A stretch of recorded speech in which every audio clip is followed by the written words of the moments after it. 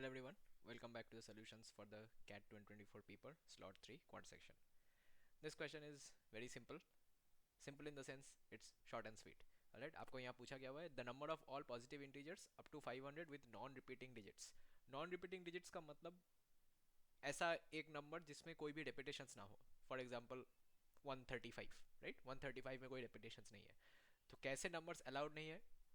Like 255, इसमें 5 दो बार आ रहा है तो ये अलाउड नहीं होगा. तो आपको ऐसे नंबर्स निकालने हैं जिसमें सारे यूनिक डिजिट्स होंगे.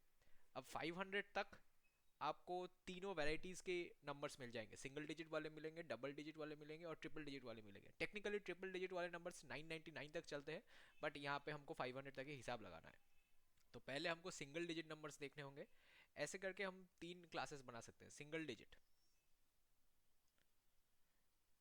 सिंगल डिजिट में आपके पास टोटल 10 डिजिट्स होते हैं, राइट? 0 1 2 3 4 करके 9 तक. बट अगर आप जीरो ले ले तो इसका जो बेसिक रेस्ट्रिक्शन है वो वायलेट हो जाता है. पॉजिटिव लेने के लिए बोला है, राइट? पॉजिटिव इंटीजर्स मतलब नेचुरल नंबर्स होते हैं, ठीक है? तो ये एक जोक है मैथमेटिकल कम्युनिटी में. आप कभी भी क्लास 9 10 के बाद नेचुरल नंबर्स नहीं बोलते हैं, आप बोलते हैं positive integers.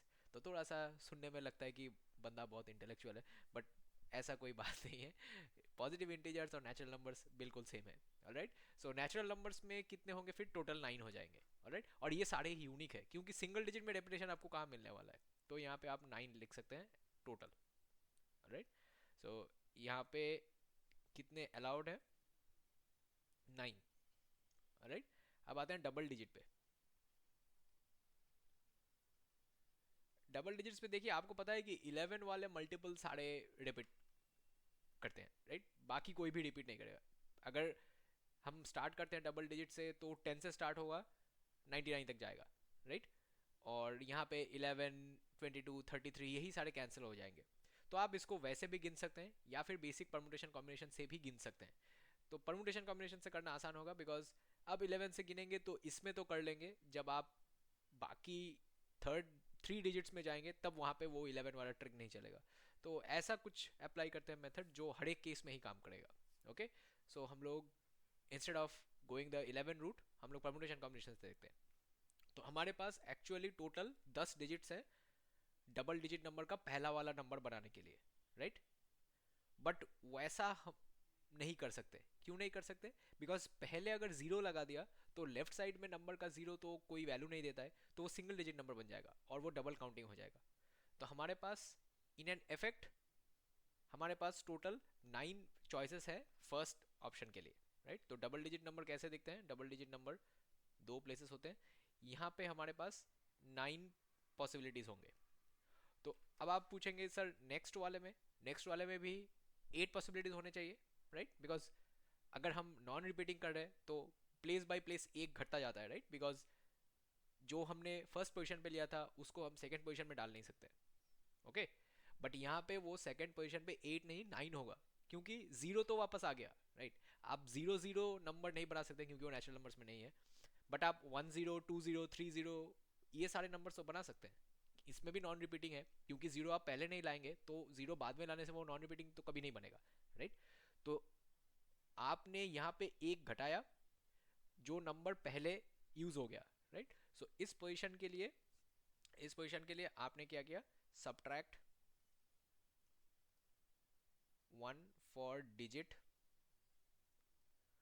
Already used, right? First place में, और फिर ऐड 1 फॉर इंक्लूडिंग जीरो. तो यहाँ भी 9 हो जाएगा. तो टोटल चॉइसेस यहाँ पे बनेंगे 81. ऑलराइट, होपफुली ये रीजनिंग आपको पता चल गया. ये मैं आपको बहुत मतलब स्टेप बाय स्टेप एक्सप्लेन कर रहा हूँ. ऐसे आप एग्जाम में ऑब्वियसली सोचेंगे बट लिखेंगे नहीं. ओके, मैं इसलिए इसको इतना फैला के एक्सप्लेन कर रहा हूँ because permutation combination again class 11 से स्टार्ट होता है. ऑलराइट, तो आप लोगों में से जो नॉन साइंस बैकग्राउंड के हैं वो लोग ये चैप्टर शायद नहीं पढ़े होंगे, ऑलराइट? क्योंकि ये 11 से स्टार्ट होता है. तो हमने काफ़ी सारे चीज़ें कवर किए हैं यहाँ पे जो क्लास 10 तक ही सीमित है. वहाँ पे आपको उसका कंप्लीट आइडिया मिल जाता है. और कुछ कुछ कॉन्सेप्ट्स जो हमने लास्ट कुछ वीडियोस में एक्सप्लोर किया था, जो सम में आपका 2f(x) प्लस f(1/x) ऐसा एक सम था, वहाँ पे फंक्शंस था, वो क्लास 11 में आता है। फिर एक AP GP का सम था, GP तो नहीं था वैसे, AP ही था, जहाँ पे हम लोग रेकरेंस रिलेशन यूज़ किए थे। वो मैंने बताया था आपको कि उस चैप्टर को हम advanced sections of sequences and series में पढ़ते हैं, जो क्लास 11 में आता है। बेसिक AP तो क्लास 10 तक ही चला जाता है। ऑलराइट, और एक ये पोर्शन है परमुटेशन कॉम्बिनेशन, जो क्लास 11 से स्टार्ट होता है। ऑलराइट, अच्छा अब ट्रिपल डिजिट्स में देखना पड़ेगा। ट्रिपल डिजिट्स, ट्रिपल डिजिट्स में कितने स्पेसेस होंगे? 3। अब यहाँ पे पहले प्लेस पे हम लोग, मतलब units, tens, hundreds, hundreds place पे हम लोग अगेन 9 वैल्यूज पुट कर सकते हैं, राइट, टेक्निकली, क्योंकि जीरो नहीं, जीरो करेंगे तो डबल डिजिट बन जाएगा, और 9 अलग अलग डिजिट्स हमारे पास हैं जो हम वहाँ पे पुट कर सकते हैं। बट आपको 500 तक ही जाना है। 500 तक जाने पे आप 9 डिजिट्स तो नहीं पुट कर पाएंगे, राइट, बिकॉज अगर आपने 7 पुट कर दिया तो वो तो 700 के रेंज में चला गया, आपको 500 तक सीमित रहना है। तो आप यहाँ पे कौन कौन से वैल्यूज पुट कर सकते हैं? टेक्निकली 1 2 3 4 5 भी पुट करेंगे तो वो 500 के ऊपर चला जाएगा। तो 4 चॉइसेस बने फर्स्ट पोजीशन के लिए। फर्स्ट पोजीशन मतलब 100 प्लेस के लिए। तो यहाँ पे आपके पास 4 चॉइसेस हैं, राइट। यहाँ पे अगर आपने 4 चॉइसेस, आई एम सॉरी, यहाँ पे अगर आपने 4 चॉइसेस डाल दिए तो आप ऐसा मत सोचिए कि अगले वाले में 3 चॉइसेस होंगे, राइट। अगले वाले में सारे डिजिट्स वापस आ गए, इजंट इट? आप वहाँ पे 10 के 10 डिजिट डाल सकते हैं, बट आप जीरो से स्टार्ट करेंगे, इजंट इट? तो 0 1 2 3 4 5 6 7 8 9 सब कुछ अलाउड है, बट आपने तो एक डिजिट ऑलरेडी यूज कर लिया, तो आप यहाँ पे इंटू 10 नहीं कर सकते, ठीक है, इंटू 9 करना पड़ेगा। ओके, टेक्निकली सारे डिजिट्स अलाउड है यहाँ पे, बट एक डिजिट तो आपने यूज कर लिया ऑलरेडी 500 तक जो बनाने में, उसको आप यूज नहीं कर सकते। अब फिर आगे जाके सेम लॉजिक बनेगा, इंटू 8 हो जाएगा, बिकॉज दो डिजिट्स आपने यूज कर लिया और जीरो तो अलाउड है ही, ऑलराइट, तो इंटू 8 बन जाएगा। सो यहाँ पे आपको मल्टीप्लाई करके 36 इंटू 8, 8 6 48, कैरी 4 24 और 4 28, 288। तो 9 और 81 90, टोटल कितना बना? 90 प्लस 288, ये बन जाएगा 378। ठीक है, ये आपका आंसर होगा, ऑलराइट।